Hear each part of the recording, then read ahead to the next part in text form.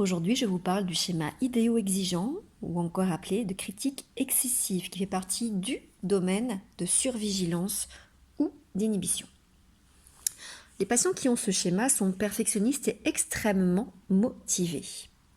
Ils croient qu'ils doivent en permanence s'efforcer d'atteindre des normes extrêmement élevées.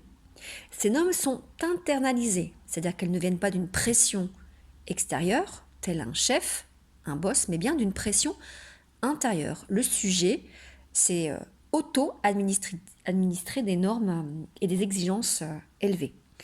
À la différence de ceux qui ont un schéma de recherche d'approbation, de reconnaissance, les patients ayant le schéma idéo-exigeant ne modifient pas aussi facilement leurs attentes ou leur comportement en fonction des réactions des autres. Ils s'efforcent d'atteindre ces normes parce qu'il faut et non parce qu'ils veulent gagner l'approbation ou la reconnaissance des autres. Même si personne ne venait à le savoir, la plupart de ces patients persisteraient à tâcher d'atteindre ces normes. Les patients ont souvent à la fois les schémas idéo-exigeants et de recherche d'approbation et de reconnaissance. Et dans ce cas, ils recherchent à la fois à atteindre des normes très élevées, mais aussi à gagner l'approbation externe. C'est pour ça que ces deux schémas fonctionnent très souvent ensemble. Et d'ailleurs, il y a le schéma, ce sont des schémas primaires et secondaires tous les deux d'ailleurs. Idéo-exigeants, recherche d'approbation ou de reconnaissance et droit personnel exagéré sont les schémas les plus facilement reconnaissables de la personnalité narcissique, bien que le schéma de manque affectif et d'imperfection sous-tende aussi souvent des schémas compensateurs du trouble de la personnalité narcissique. L'émotion que ressentent le plus souvent les patients ayant ce schéma est la pression. Cette pression est impitoyable. Comme la perfection est impossible, le sujet doit constamment faire à chercher mieux, chercher à faire mieux, encore et encore. Dans tout ce qu'ils font, ces patients ressentent, en tâche de fond, une intense peur de l'échec. Pour eux, l'échec consiste à n'avoir que 19,5 sur 20 au lieu de 20 sur 20.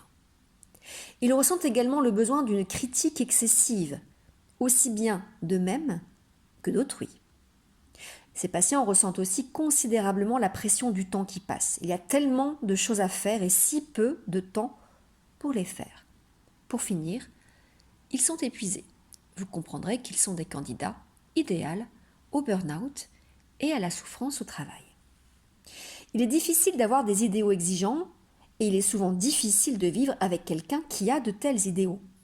Un de nos patients disait de sa femme « et ceci n'est pas bien, et cela n'est pas bien, rien n'est jamais vraiment assez bien ». Ces patients ressentent aussi souvent de l'irritabilité parce qu'on ne fait pas suffisamment de choses, suffisamment vite ou suffisamment bien. Ils ont aussi l'esprit de compétition. Ces patients sont souvent des bourreaux de travail. Ils travaillent de façon incessante dans les domaines spécifiques où ils mettent en œuvre leurs idéaux. On peut retrouver aussi bien les domaines de l'école, du travail, de l'apparence physique, de la maison, des résultats sportifs, de la santé. En gros, le perfectionnisme va se faire ressentir dans tous les domaines de vie, y compris de la performance artistique. Dans leur perfectionnisme, ces patients attachent souvent un intérêt excessif aux détails et ils ont tendance à sous-estimer leurs résultats par rapport à la norme. Dans de nombreux domaines de leur vie, ils adoptent des règles rigides, telles que des normes morales, culturelles ou religieuses excessives. Leur pensée est souvent en mode dichotomie, tout ou rien. Ou bien ils sont exactement parvenus à atteindre la norme, la perfection, ou bien ils ont échoué. Soit je suis bon, soit je suis imparfait. Voilà pourquoi ce schéma fonctionne aussi avec le schéma imperfection. Je dois être parfait pour ne pas paraître imparfait. Ils prennent rarement plaisir à leur succès. Vous comprendrez que dans l'accompagnement, il y a donc à travailler cette notion de spontanéité, de plaisir, de recherche du plaisir, plutôt que de règles et d'attention rigide au travail et à la performance. Quand ils sont déjà préparés par la prochaine tâche, ils devront accomplir avec perfection. Excusez-moi, je répète, ils prennent rarement plaisir à leur succès car ils sont déjà préoccupés par la prochaine tâche qu'ils devront accomplir avec perfection. Ces patients ne considèrent habituellement pas que leurs idéaux sont perfectionnistes. Pour eux, ils semblent normaux. Ils font simplement ce que leurs attentes leur commandent. Pour pouvoir considérer qu'un patient possède ce schéma, il faut qu'il en ressente des inconvénients significatifs. Ce peut être une absence de plaisir dans sa vie, une souffrance au travail, des problèmes de santé, une faible estime de soi, des relations intimes ou professionnelles non satisfaisantes ou toute autre modalité de dysfonctionnement. Autrement dit, tant que le schéma ne procure pas de souffrance, il reste vraisemblablement modéré. Comment va-t-on accompagner ce type de schéma? Eh bien, le but du traitement, ça va être d'aider ces patients à réduire l'exigence de leurs idéaux et de leurs tendances critiques. Il y a 2 aspects. Obtenir que ces patients cherchent à accomplir moins de tâches et qu'ils cherchent à les réussir avec moins de perfection. On pourra considérer le traitement réussi si le patient a amélioré l'équilibre entre ses réussites et le plaisir. Il lui est aussi facile de s'amuser que de travailler. Et il ne se soucie pas de perdre son temps. Souvent, sur les patients perfectionnistes, s'amuser, prendre du plaisir est une perte de temps. De même qu'il n'en ressent plus de culpabilité à s'amuser. Il prend le temps d'avoir des relations affectives avec ses proches et il s'autorise l'imperfection sans pour autant se dévaloriser. Moins critique vis-à-vis de lui-même, il devient forcément moins critique avec les autres. Il est moins exigeant et il accepte davantage l'imperfection humaine. De même qu'il devient moins rigide avec les règles.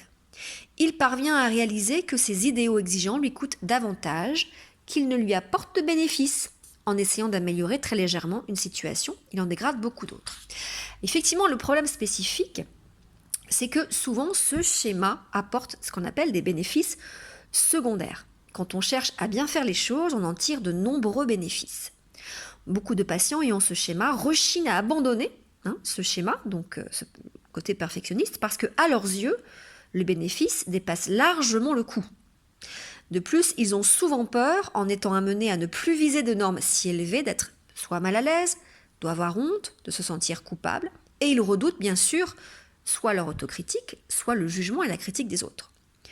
L'incidence des sentiments négatifs leur paraît si élevée qu'ils hésitent à abaisser leurs normes, et ne serait-ce que très peu d'ailleurs.